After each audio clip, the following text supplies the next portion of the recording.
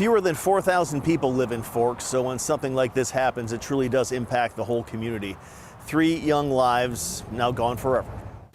A small bouquet of flowers marks the spot where 3 teens lost their lives. Police tell us a truck carrying 5 people was going at least 70 miles an hour when it left the road and slammed straight into a tree. Investigators say it doesn't appear anyone hit the brakes. The victims had to be cut out of the car. Police were called to the scene just before 4:30 Saturday morning. Clallam County Sergeant John Hollis says people living nearby heard what they thought was a tree coming down and went to investigate. And it took about 45 minutes to decide to go down there and see if, there was a tree that was viable for cutting at that point, and discovered the wreck. So they potentially could have been there for about 45 minutes. The dead are identified as Tyler Ellis and Jaden Lohrengel, both 18 and 17-year-old Cheyenne Cummins. Police say they did find open containers of alcohol in the truck. Sergeant Hollis says it's believed the kids were coming home from a high school football game.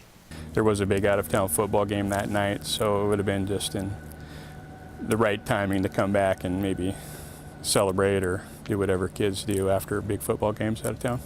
Forks High School was quiet today as the news sunk in of their classmates' deaths. Counselors on hand to help the kids cope in this remote community where people all take care of each other.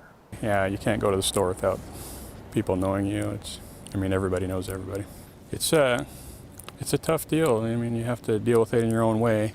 As the community mourns, the police and paramedics called to the crash are processing their own anguish. Sergeant Nick Bauer is a 30-year veteran of the Seattle Police Department and runs an organization called Code 4 Northwest, which helps first responders deal with tragedies like this. He says those families aren't the only people in pain right now.